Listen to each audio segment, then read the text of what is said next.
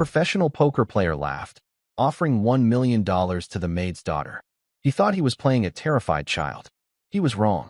He had just walked into a genius's trap. $1 million, little girl. Beat me, and it's yours. The crowd laughed. Poker pro Mason Ace. Harding was toying with the housekeeper's 12-year-old daughter.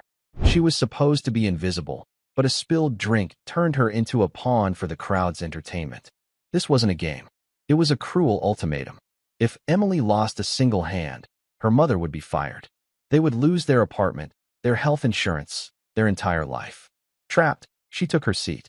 The crowd saw a lamb for the slaughter. They had no idea they were watching a master strategist who had just set the perfect trap.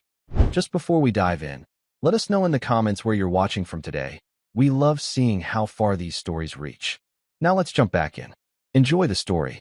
A 12-year-old girl faced a man who bet her future on a single hand. $1 million, little girl. Beat me, and it's yours. The crowd laughed, not knowing they were watching a master at work. The Royal Oak Ballroom at the Grand Minerva Hotel was not built for people like Emily. It was a cavern of wealth, 80 feet high with ceilings painted like an Italian church. 3 chandeliers, each the size of a small car, dripped crystal light onto the men below. The air was thick with the smells of expensive cigars, old whiskey, and the kind of perfume that costs more than a month's rent. Tonight was the annual Aces for Charity Poker Gala. This was where the city's most powerful people came to give away money. They signed checks with flourish and posed for cameras, all while trying to prove they were smarter than the next man. The buy-in for tonight's game was $25,000. The money was supposed to help underprivileged children. Emily Vance, 12 years old and blonde, was one of those children. But she was not here to be helped. She was here to work. Her mother, Susan, was the head housekeeper at the Minerva. But tonight, a waitress had called in sick. Susan had no choice but to bring Emily, put her in a spare uniform, and have her help clear glasses. Just stay by the walls, Em, Susan had whispered, her hands rough from work. Don't look anyone in the eye. Be invisible. We just need to get through the night. Emily was good at being invisible. She moved between clusters of millionaires, her feet aching in shoes that were 2 sizes too big.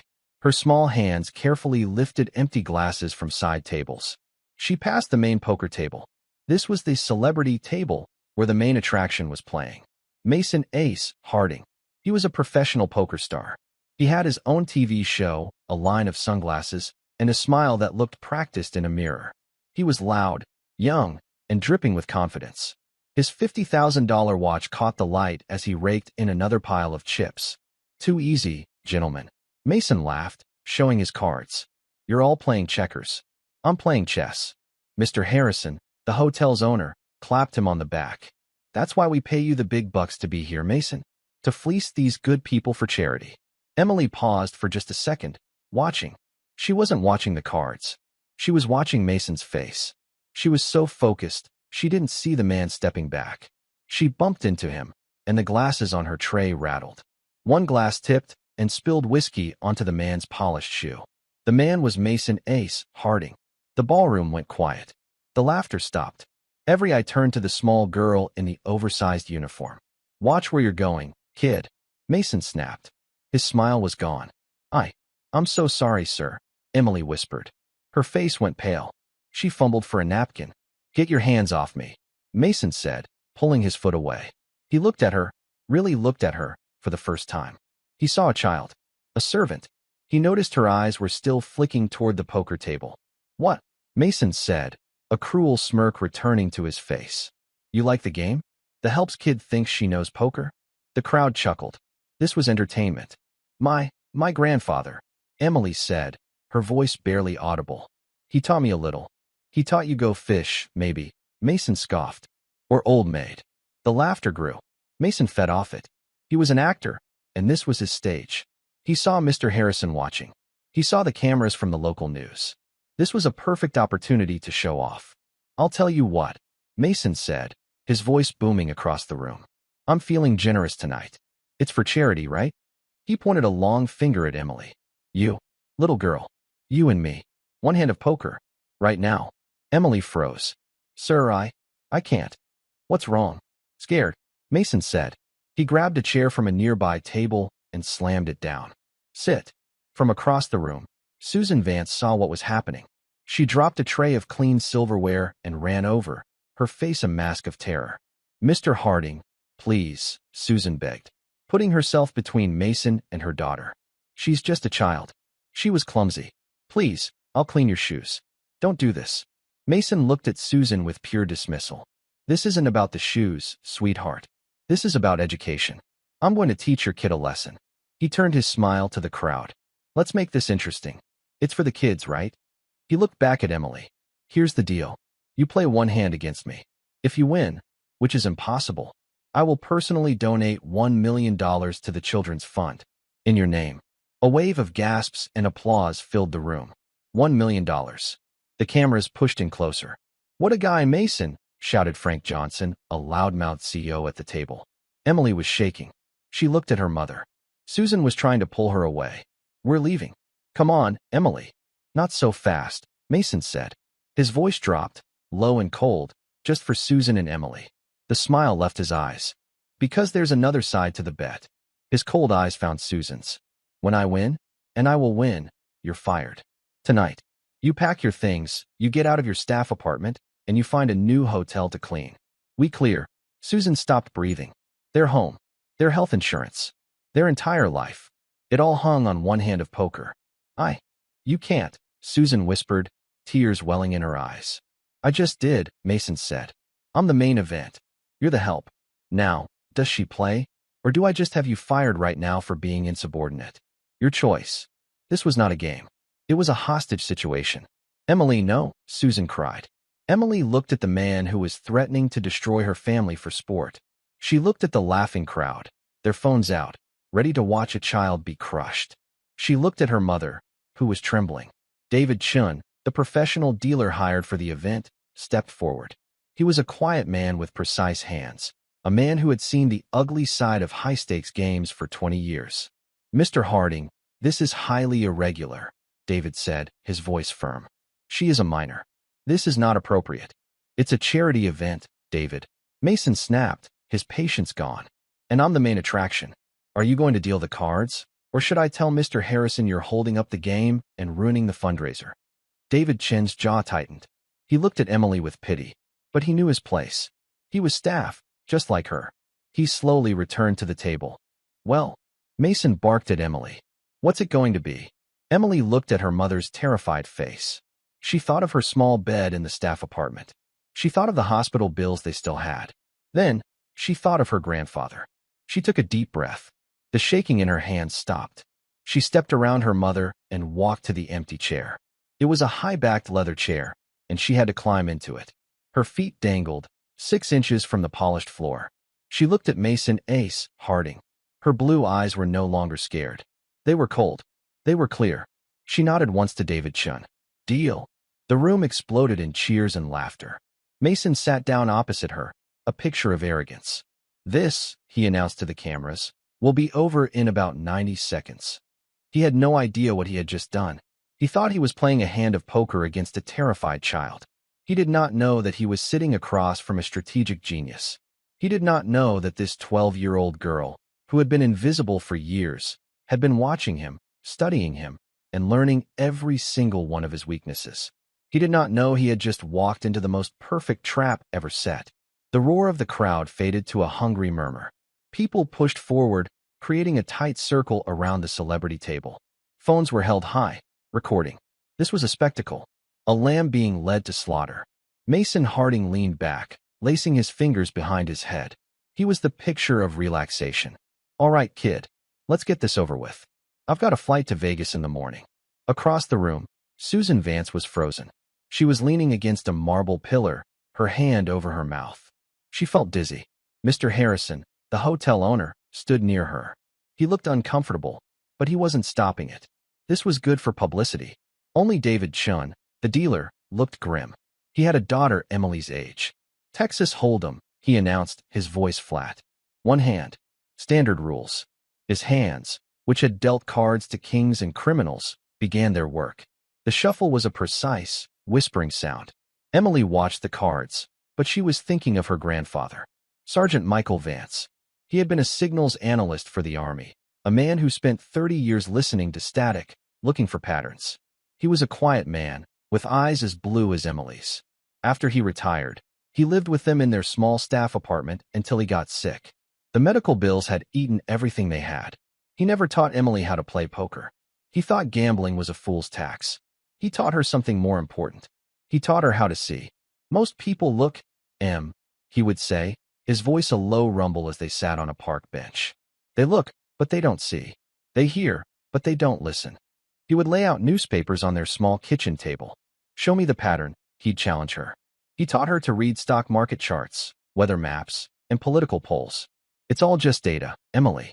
Everything is a system. People are the easiest system of all. They are creatures of habit. They broadcast everything they're thinking. You just have to learn the language.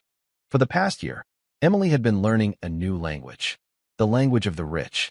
She had been invisible. And when you are invisible, you see everything. She had cleaned Mason Harding's suite last year.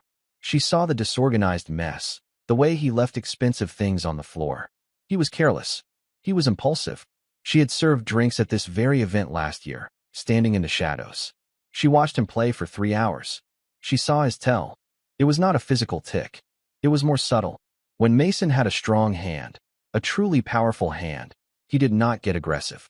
He did the opposite. He became calm. He would lean back, just as he was doing now. He would make a joke. He would try to look relaxed.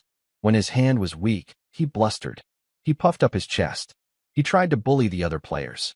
Right now, he was trying to look relaxed. David Chun finished the shuffle. He burned the top card, placing it face down. He slid the first card to Emily, then one to Mason, a second card to Emily, a second card to Mason. These were the whole cards. Their private secret. Check your cards, David said. Mason, all show, picked his cards up with a flourish.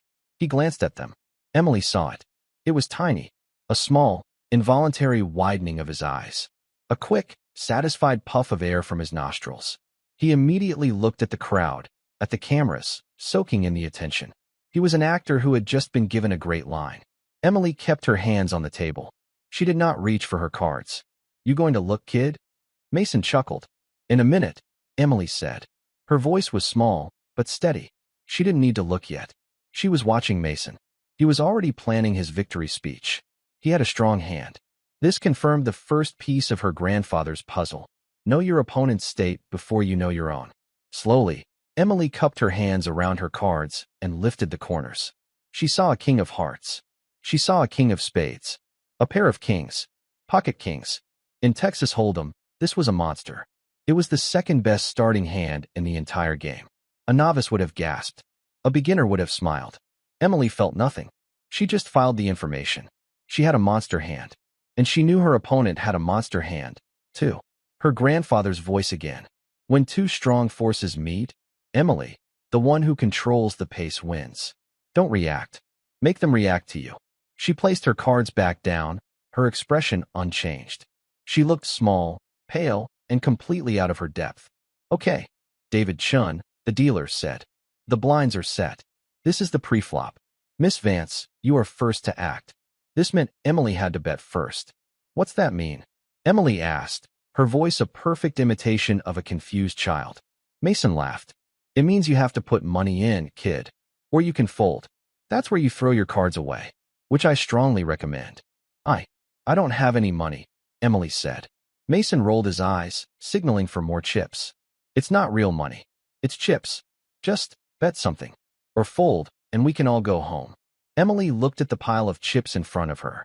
It was a $100,000 stack, provided by the house for the game. She took her small hands. She pushed her entire stack of chips into the middle of the table. All of it. $100,000. All in, she said. The room, which had been buzzing, went dead silent. You could hear the ice shift in a glass 50 feet away. Susan Vance let out a small, strangled gasp. Mason Ace Harding, who had been leaning back in his chair, suddenly sat bolt upright. The relaxed actor was gone. What did you just do? Mason said, his voice losing its smooth, practiced tone. You said to bet, Emily said. So I bet. You bet everything? Mason was sputtering. This wasn't in the script. The kid was supposed to be scared. She was supposed to whimper and fold. This is not how the game is played. Mason yelled at David Chun. She can't just go all in. She doesn't know what she's doing. David Chin's face was stone. Her bet is legal, Mr. Harding. She is first to act. She has moved all in. The action is on you. The action was on him. Now, all the calculations Mason had been running in his head were useless. His strong hand was suddenly in danger. Emily watched him. She saw his jaw clench. She saw his eyes narrow. He was no longer playing to the crowd. He was angry. This was the real Mason Harding. The bully. You got lucky, kid, Mason growled. You picked up a good hand, and you don't even know what to do with it. Emily just stared at him, her blue eyes giving him nothing. When they get loud, her grandfather taught her, it means they're lost. They're making noise to scare away the silence. Don't help them. You know what?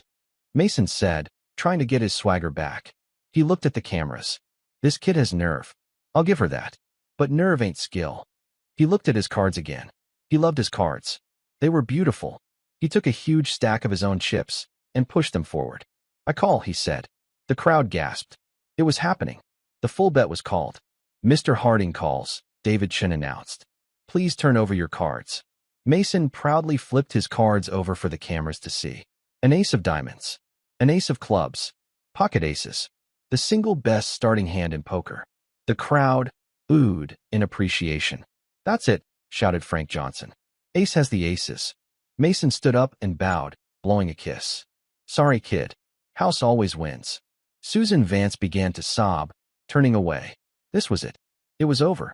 Her life was over. Miss Vance, David Chin said, his voice gentle.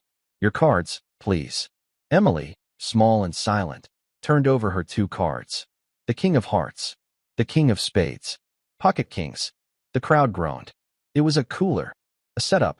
The second best hand against the best hand. Emily was crushed. It was statistically a 4-1 long shot. She had an 80% chance of losing. Tough break, kid, Mason said, sitting back down. That's poker. A cruel, cruel game. Well, dealer, let's see the cards. End this poor girl's night. Emily had not moved. She had not looked at her mother. She had not looked at Mason. She was looking at David Chin's hands. She was waiting for the flop. She had lost the first battle. She knew that. But she also knew something Mason Harding didn't. She knew her grandfather was a war veteran, and he had taught her one final, critical lesson. You don't have to win every battle, Emily. You just have to win the last one. Dealer, she said, her voice clear. The flop, please. David Chin's face was a mask of professional calm. He was the eye of the storm. Around him, the room was a whirlwind of noise and shock. Mason Harding was standing, his arms raised, accepting the applause of his fans in the crowd. It's over, he yelled. Just like I said. 90 seconds. He pointed a finger at Susan Vance, who was being held up by another staff member. Ma'am, start packing. And someone get me a real drink. Emily Vance had not moved. Her small hands were still flat on the table. She stared at the 3 cards in the center. The flop, Ace of Spades, 9 of Hearts, 4 of Clubs. A complete disaster. Mason, holding 2 aces, now had a set of 3 aces. Emily's 2 kings were worthless. She was drawing dead. She had less than a 1% chance. To win, she would need both of the 2 remaining kings in the deck to be dealt. It was a statistical impossibility. The hand is not over, Mr. Harding, David Chin said. His voice was quiet, but it cut through Mason's celebration. What are you talking about, Davy? Mason laughed, sitting back down. It's over. She's dead. She needs running kings. That's not poker. That's a miracle. And miracles don't happen to people like her. Emily finally looked up. She did not look at the cards. She looked at Mason. This was it. The moment her grandfather had trained her for. It's called pot-committed ego, Emily, Michael Vance had told her, pointing to a photo of a politician in the newspaper. This man is giving a victory speech, but the election hasn't happened. He's not trying to win anymore. He's just trying to look like a winner. He's defeated himself. Emily had spent years watching people. She saw how the hotel's managers acted when they thought they were safe. She saw how the wealthy guests acted when they thought no one was listening. And she had watched Mason Harding for 2 years. His tell was real. Calm when strong, loud when weak. But now, he had the strongest possible hand. And he was the loudest person in the room. It was a contradiction. Emily's young mind saw it clearly. He wasn't playing anymore. He was performing. He was so high on his own power, so drunk on the humiliation of a child, that his arrogance had taken over. He was no longer a poker player. He was just a bully. And bullies have a weakness. They overreach. You're bluffing, Emily said. The room, which had been loud, fell silent again. Mason's smile froze. He let out a sharp, barking laugh. Bluffing? Did you hear that? The kid says I'm bluffing. Are you blind, girl? Look, Ace, I have the other two. I have 3 of them. You have nothing. I know what you have, Emily said. Her voice was steady. It was the voice of her grandfather. You have a very good hand. But you are still bluffing. Mason's face began to turn a deep, angry red. The camera crews pushed in. This was getting strange. Stop talking nonsense, Mason snapped. You lost. Get out of the chair. You bluffed about the bet, Emily said, her words clear and sharp. Mason froze. What? You bet something you don't own, Emily said. She turned her head, her blue eyes finding the hotel owner, Mr. Harrison, who was trying to hide behind a taller guest. Mr. Harrison, Emily called out. The owner flinched. Every person in the room turned to look at him. Mr. Harrison, Emily said again. My mother, Susan Vance. She is your employee, correct? Harrison, a man used to giving orders, looked like a schoolboy caught cheating. Well, yes. Susan is one of our best. Does he? Emily pointed her small finger at Mason Harding. Have the authority to fire her? The silence was a vacuum. Susan Vance stopped crying. She looked at her daughter, not with fear, but with a dawning, shocked awe. Mr. Harrison wiped his face with a silk handkerchief. He looked at Mason, then at the cameras, then at the other millionaires, his biggest clients, who were all watching him. He was trapped. Well, Mason, you know, Harrison stammered. This was all just a bit of fun. For charity. You can't just. A bet's a bet, Harrison. Mason snarled, realizing the ground was slipping. You wagered in bad faith, Mr. Harding. David Chun, the dealer, spoke. He was no longer just a dealer. He was the conscience of the room. You placed a bet with collateral that was not yours to lose. You did it to threaten a child and her mother. This is an outrage. Mason shouted. No, said a new voice. It was Frank Johnson, the CEO who had been laughing earlier. He was a ruthless businessman, but he hated a cheat. The kid's right. You can't bet another man's employee. That's bad form, Ace. Very bad form. A murmur of agreement went through the crowd. The tide of opinion, which had been so firmly with Mason, was turning against him. He was no longer the charming star. He was a bully who had been outsmarted. The bet for the $1 million donation, and for the job, David Chin announced, is void. The house does not recognize the wager. Susan Vance put her hands to her heart. She was safe. Her job was safe. Emily had won. She had saved her family. She had done it without even looking at the cards. Mason was shaking with rage. His entire public image was collapsing. He had been made a fool of. Fine, he screamed, his face purple. The bet's off. I don't care. But this hand is not over. He pointed at the $200,000 in chips in the middle of the table. That is still in play. And I'm winning. She is all in, and I called. I win her chips. Deal the cards, Chun. Deal the cards. I'm taking every last chip from this little brat. He was spiraling. His greed had blinded him. He had to win something. He had to crush her. David Chin looked at Emily. The chip bet is still valid. He is correct. The hand must be played to conclusion. Is that acceptable, Miss Vance? Emily looked at the man who had tried to ruin her. She thought of her grandfather. A true strategist, doesn't just win. They win in a way that the opponent never forgets. Emily gave a single, small nod. Finish the hand, please. Mason let out a sigh of relief. He would still win the pot. He would still be the winner. Thank you, he sneered. Now let's see this miracle. Dealer. The turn card. David Chun tapped the table. He burned the top card, sliding it under the flop. With a precise movement, he turned over the 4th card. The turn, the king of clubs. A collective, room-wide gasp. Frank Johnson, the CEO, choked on his drink. No, that's not possible. Mason Harding's jaw went slack. The board now read, Ace, 9-4, King. Mason's 3 aces were still the best hand. But Emily's 2 kings had just become 3 kings. It was a set over set. One of the most brutal, unlikely, and expensive hands in poker. She still loses, Mason stammered, his confidence evaporating. My aces are higher. My set is bigger. I'm still winning. I'm still winning. He was right. 3 aces beat 3 kings. He was still ahead, but he was terrified. The 1 in 1,000 chance had just happened.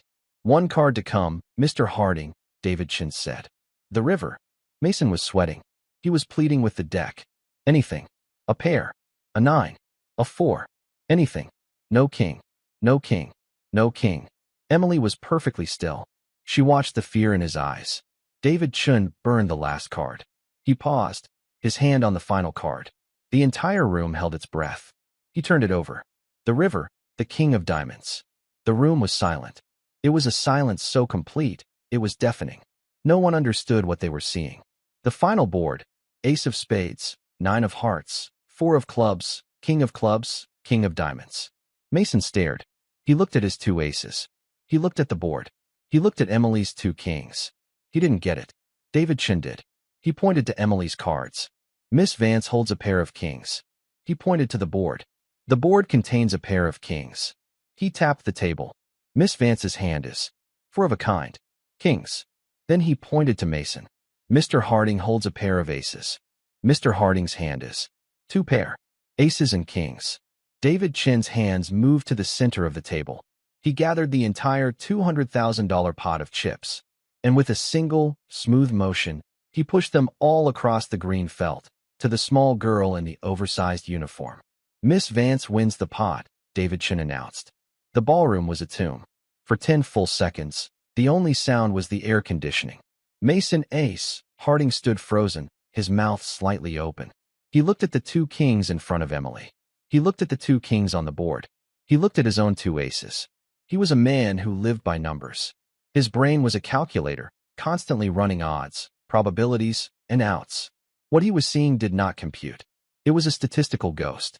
No, he whispered. It was a dry, small sound. David Chun, the dealer, ignored him. His hands moved with quiet authority. He reached for the massive pile of chips in the center of the table. The sound of the chips moving, a gentle, plastic scraping, was like thunder in the silent room. The sound broke Mason's trance. "No," he roared. The word was so violent, so full of raw panic, that several guests flinched. "You cheated!" Mason shrieked, his finger jabbing at David Chun. You set me up. This was a setup." David Chun did not stop his hands. He continued to push the $200,000 pot toward the small girl. "You can't do this to me." Mason screamed. He lunged, grabbing for the chips. "That's my money." 2 large security guards, hired for the event, stepped forward instantly. They had been standing by the doors, but they had moved the moment Mason stood up. "Sir, you need to calm down," one guard said, his voice a low rumble. "He cheated." Mason pointed at David Chun, his face a mask of sweat and fury. "And her. She was in on it. The little tramp." "That's enough." The voice was not from security. It was from Frank Johnson, the CEO.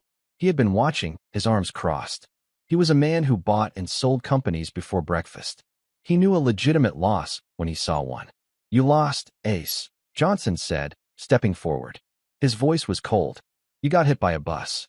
It happens. Don't make it worse. Don't be pathetic." "Pathetic?" Mason laughed, a high-pitched, hysterical sound. "I am Mason Ace Harding. I am the face of poker. This nothing. This waitress's kid, she can't beat me." "She just did," Frank Johnson said. "In front of God and everyone. We all saw it. You had the best hand.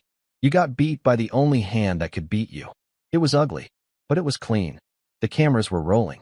The local news crew, who had come to film a rich man giving a big check, now had a much better story. A star's total meltdown. Get out of my way." Mason shoved Frank Johnson. This was his final mistake. The security guards did not hesitate. One grabbed his left arm, the other his right. "Sir, you're causing a disturbance," the first guard said. "This event is over for you," the second added. "You can't." Mason was struggling, his expensive suit jacket tearing at the seam. "Don't you know who I am? I'll have your jobs. I'll have all your jobs." He was a cornered animal, but the crowd was not on his side.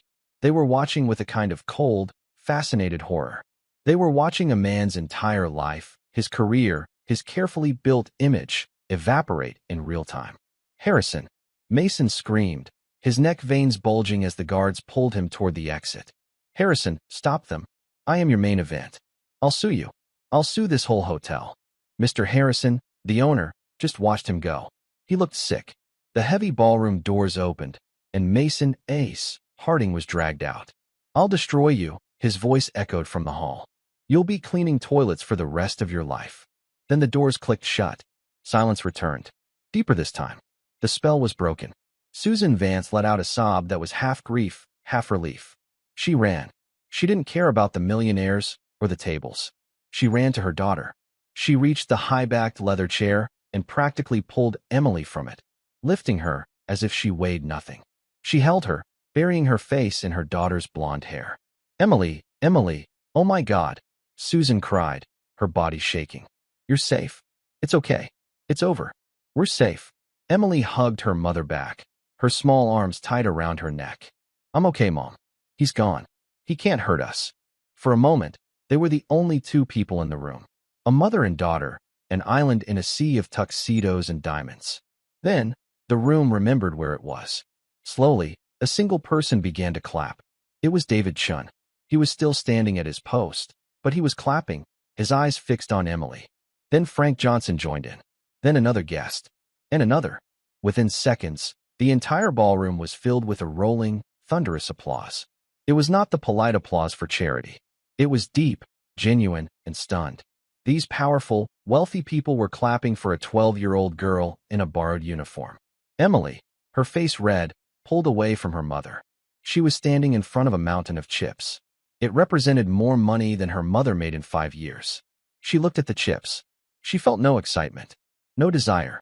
She thought of her grandfather. "Money is a tool, Em. You can build a house with it, or you can burn one down. It's just a tool." This tool was not hers. It was dirty. It was won in a moment of cruelty and pain. She looked up, her blue eyes scanning the room, passing the cheering guests, until she found the hotel owner. "Mr. Harrison," she said. Her voice was small, but the entire room quieted to hear it. The applause stopped. Mr. Harrison walked toward her. He looked like a man walking to his own judgment. "Yes, Miss Vance." He had called her Miss Vance. Emily pointed to the $200,000 in chips. "This is all charity money, isn't it?" she asked. It was the buy-in for the game. For the children. Harrison nodded, his throat tight. "Yes. Yes, it is." "And Mr. Harding," Emily continued. "He promised $1 million for the children. But he was just bluffing." A new wave of murmurs. She had named his sin. "It seems so, Miss Vance," Harrison said, his face grim. "Well," Emily said, "I don't want to be like him." She put her small hand on the pile of chips. She pushed it back toward David Chun. "Please," she said to the dealer, "make sure this gets to the children. All of it. It's not our money." David Chun looked at the $200,000. He looked at the girl. He had seen billionaires weep over losing a fraction of that amount. He gave her a slow, respectful smile. "Yes, ma'am. It would be my honor." Frank Johnson, the CEO, just shook his head, a look of disbelief on his face. "I'll be," he said to the man next to him. The kid's got more class in her little finger than Ace Harding had in his whole body. Susan Vance stared at her daughter. She had been terrified for her job. She had been terrified for her child. But in this moment, all she felt was a pride so fierce it took her breath away. Her daughter had faced down a monster. She had outsmarted him. She had defeated him. And then she had shamed him with her own simple goodness. Mr. Harrison looked at the chips. He looked at Emily. He understood. He had allowed a circus in his hotel. He had allowed his own employee to be threatened. And that employee's daughter had just taught him, and everyone in the room, a lesson in integrity. He knew what he had to do. This was not over. Not by a long shot. "Susan," Mr. Harrison said, his voice finding a new strength. "Miss Vance, would you please come with me to my office? We have a few things to discuss." Mr. Harrison's office was on the penthouse level. It was a world away from the noise of the ballroom. The walls were dark mahogany. The carpets were so thick they absorbed all sound. A single lamp on a vast desk cast a warm, private glow. The room smelled of leather and floor wax. Emily and Susan Vance entered. Mr. Harrison closed the door behind them, and the click of the latch sounded final. Susan was trembling, her hand gripping Emily's. She was a housekeeper. She had only ever been in this office to dust the shelves. She had never been invited to sit. "Please," Mr. Harrison said. His voice was tired. He did not go behind his large, imposing desk. That was a place of power, and he knew he had no power in this room. Instead, he motioned to two leather armchairs near the window. He took a smaller chair opposite them. He was a man humbled. Mrs. Vance. Susan, he began. He leaned forward, his hands clasped between his knees. There are no words. What happened in that ballroom tonight? It was a disgrace. It was a failure on my part. Susan just looked at him, her eyes wide. She was still in shock. He threatened you. Harrison continued, his voice low. He threatened your job, your home. He did it for sport. In my hotel. Using my event. He looked directly into Susan's eyes. I am more sorry than I can say. I should have stopped it. The moment he opened his mouth, I should have had him removed. I was a coward. I was thinking about the charity, the cameras. I was not thinking about my staff. My people. There is no excuse. Susan had never heard a man like Mr. Harrison speak this way. She had lived a life of being invisible, of being the help. She was prepared to be fired. She was prepared for yelling. She was not prepared for an apology. Thank you, sir, she whispered. That was all she could manage. Mr. Harrison nodded, accepting her grace. Then, he turned his full attention to the small girl sitting beside her. Emily was no longer the frightened child on the ballroom floor. In the quiet of the office, she just seemed tired. She was still just a 12-year-old girl, and she had just been through a war. Miss Vance, Harrison said. He couldn't bring himself to call her Emily. It felt disrespectful. You were extraordinary. Emily said nothing. She just watched him. I have been around high-stakes poker players my entire life, Harrison said. I have seen men win and lose fortunes. I have never seen what I saw tonight. He paused, trying to find the right words. The cards, that was a miracle. That was 1 in a million. I don't understand that. But that's not what I'm asking about. He leaned a little closer. I'm asking about the bet. Before the flop. Before you ever saw the cards. You knew. You knew to call his bluff. Not his card bluff. His life bluff. You called him on threatening your mother. How? Emily looked at her mother's hand, holding it tight. My grandfather taught me, she said, her voice clear in the quiet room. He taught me how to listen, and how to see. See what? Harrison asked. Patterns, Emily said. Mr. Harding isn't a poker player. He's an actor. He only cares about the audience. When he's weak, he acts loud and strong. When he's strong, he acts quiet and relaxed. We all saw that, Harrison said. He had aces. He was strong, but he was acting loud. That's right, Emily said. It was a contradiction. He wasn't playing the hand. He was just bullying. He was so sure he would win. He wasn't thinking at all. She paused, remembering her grandfather's words. When a man has too much power, Michael Vance used to say, he stops thinking. He thinks the rules don't apply to him. He thinks he can't lose. That's when you have him. He's already fallen down. He's just waiting for someone to push him over. He made a bet he couldn't back up. Emily told Mr. Harrison. He wagered my mother's job. But you were the boss. The job was not his to bet. It was a fake bet. It was a bully's threat. I just said it out loud. The simplicity of it. The genius. Harrison sat back, stunned. She had analyzed a high-pressure social situation with the clarity of a master strategist. She had identified the true leverage, not the cards, but the lie. Who was your grandfather? Harrison asked, his voice full of a new, deep respect. If you don't mind me asking. His name was Michael Vance, Susan said, her voice finding its strength. She was so proud.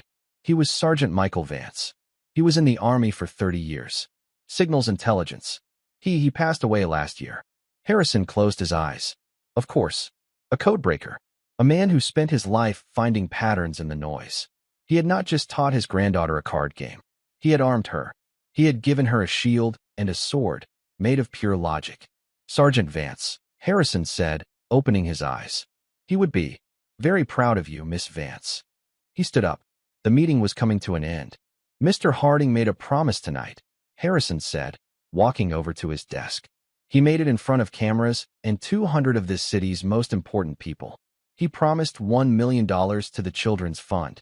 He looked at Susan. He will, of course, never be allowed in this hotel again. His sponsors will likely be gone by morning. But the charity, the children, they should not suffer because he is a fool. He opened a checkbook on his desk. The Minerva Hotel will honor his pledge. I will personally see that the Aces for Charity Gala receives its $1 million donation. Susan gasped. But, Harrison said, "That is for the charity. That does not address the damage he did to your family." He turned to Susan. "First, those medical bills. The ones for your father. I know they have been hard on you. I want you to bring them to my accountant tomorrow. All of them. The hotel is paying them. In full." "Sir, I can't," Susan stammered. No. "Yes," Harrison said, his voice firm. "It is the least I can do. You are my employee. I failed to protect you. This is not a gift. This is an apology. A long overdue one." He then looked at Emily. He saw her bright, clear eyes. He saw the mind behind them. "And for you, Miss Vance, your grandfather was right. You see things other people miss. The world needs minds like yours." He put his pen down. "We are establishing an educational trust. A full scholarship for any university you wish to attend when the time comes. Harvard, Yale, Stanford, wherever you want to go, it is yours." He was mirroring the original bet. But this was not a bet. It was a promise. "You deserve to use that mind," Harrison said. "You should not be clearing glasses. You should be, I don't know, running the world, I suppose." Emily finally smiled. It was a small, shy smile, but it lit up her face. "Thank you, sir," she said. "No," Harrison said, walking them to the door. "Thank you. You taught my guests a lesson tonight. You taught me a lesson. Integrity is not about the cards you are dealt. It's about how you play the hand. You are your grandfather's granddaughter." He opened the door. The sound of the ballroom, now quiet, confused murmuring, drifted in. "Go home, Susan," he said gently. "Take the rest of the week off. With pay. Go be with your daughter." Susan Vance walked out of the office, holding her daughter's hand. She was no longer a housekeeper. She was the mother of a genius. And for the first time in a very long time, she was not afraid. Mr. Harrison's penthouse office was at the top of the world. The elevator ride down was long and silent. Susan Vance and her daughter stood side by side in the small, wood-paneled box. Susan stared at the numbers above the door as they lit up, descending. Susan still held Emily's hand, but the grip was different. All her life, she had held Emily's hand to protect her, to pull her away from danger, to guide her through a world that was often unkind. Now, she was just holding it. As an anchor, she kept replaying the scene in the office. The hotel owner, Mr. Harrison, a man she had never spoken to for more than 30 seconds, apologizing. The checkbook, the promise to pay her father's medical bills, a weight that had been crushing her for 2 years. And then, the scholarship, a full ride, anywhere. Susan looked at her daughter. Emily was just staring at her own feet, her scuffed, oversized shoes barely visible under the hem of her uniform. She looked like any other child who had been forced to stay up long past her bedtime. But she wasn't. Susan had always known Emily was smart. She read thick books from the library. She did her math homework in her head. But Susan had never understood the depth of it. She had never seen it as a weapon. Her father, Michael, had. "This one's different, Susie," Michael had said about Emily just a few months before he died. They were in the hospital, and Emily was in the corner, quietly reading a book on astronomy. "She doesn't just see the world. She sees how it works. Don't you ever let anyone make her feel small for that." Susan had thought he was just being a proud grandfather. Tonight, she understood. Her father hadn't been proud. He had been giving her a warning. The elevator doors opened with a soft ding. The sound of the ballroom hit them. The party was dead. The music was off. Where there had been laughter and celebration, there was now just the low, confused murmur of 200 people trying to process what they had witnessed. The room was still full. No one had wanted to leave. As Susan and Emily stepped out of the elevator, a path cleared. It was like the parting of the Red Sea. The millionaires, the socialites, the city's powerful, they all stepped back. They were no longer invisible. A woman in a red dress, diamonds at her throat, looked at Emily with an expression of pure, unadulterated awe. Frank Johnson, the CEO who had stood up for Emily, was near the coat check. He saw her. He didn't smile. He just dipped his head in a nod. It was a sign of respect from one power player to another. Across the room, David Chun was the only person still at the celebrity table. He was methodically packing his equipment. He had finished cleaning the table. The cards were gone. The chips were gone. The green felt was pristine, as if nothing had ever happened. He saw Emily. He stopped what he was doing.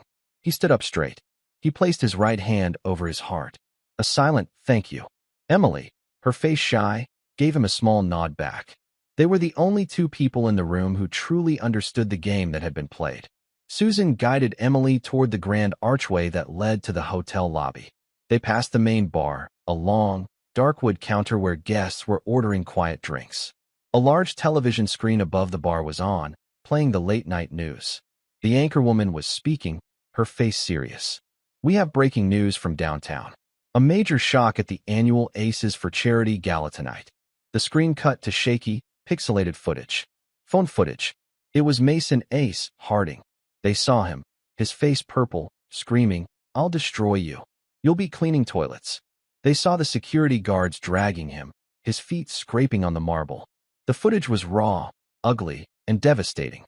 "The man you see being removed," the anchorwoman's voice narrated, "is professional poker star Mason Ace Harding. Eyewitnesses say Mr. Harding suffered a dramatic loss at the celebrity table." Susan tried to pull Emily away. "We don't need to watch this, Em." "Wait," Emily said. A new anchor appeared. "Janice, we have an update just coming into our newsroom. The World Poker Tour, which sponsors Mr. Harding, has just released a statement. Harding has been suspended, effective immediately, pending an investigation into conduct unbecoming a professional." And just moments ago, Orishade Sunglasses, his largest corporate sponsor, released their own statement, terminating his contract. They cite a severe breach of the morals clause. Tonight's incident, it seems, has cost Mason Harding his entire career. Susan looked at the screen. The man who, 2 hours ago, held the power to ruin her life, was now ruined himself. He hadn't been beaten by the cards. He had been beaten by his own reflection. His arrogance had been a loaded gun, and Emily had simply let him point it at himself. "Come on," Susan said, her voice firm. She pulled Emily away from the bar, away from the lobby, away from the world of the wealthy. They walked down a long, carpeted hallway. At the end was a simple, metal-plated door. It said, "Staff only." Susan pushed it open. The world changed instantly. The warm, gentle lighting was gone, replaced by long, humming fluorescent tubes. The thick, soft carpet was gone, replaced by gray linoleum, scuffed by 1,000 work shoes. The air, which had smelled of perfume, was gone, replaced by the faint, sharp smell of bleach and industrial soap. This was their world. The downstairs. It was the world of the invisible. They walked down 2 flights of stairs to the sub-basement. They passed the laundry rooms, humming and hot. They passed the staff locker rooms.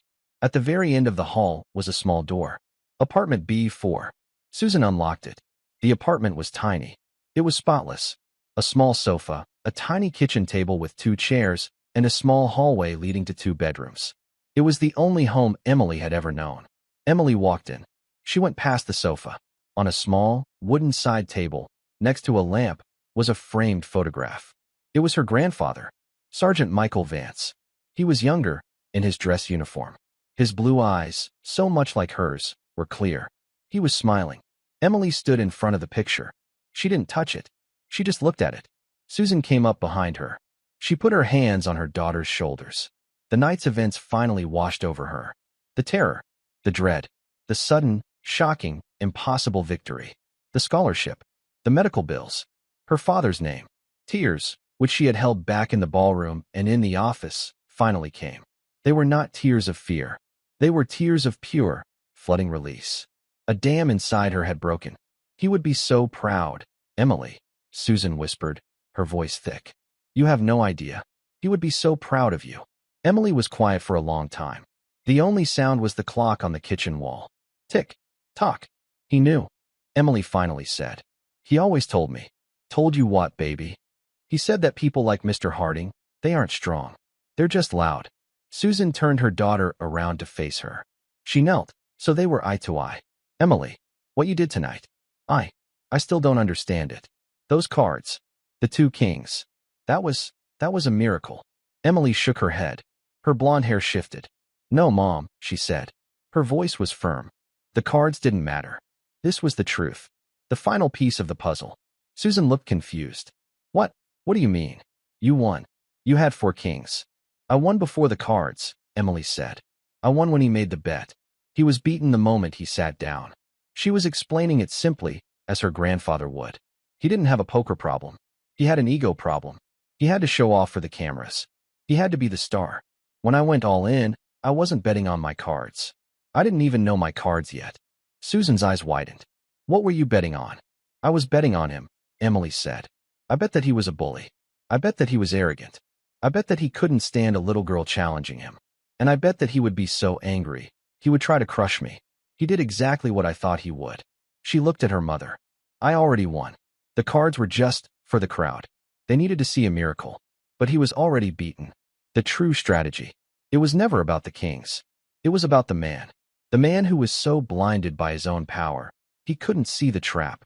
The man who had already fallen down, just waiting for someone to push him over. Susan Vance looked at her 12-year-old daughter. This small child who saw the world like an X-ray.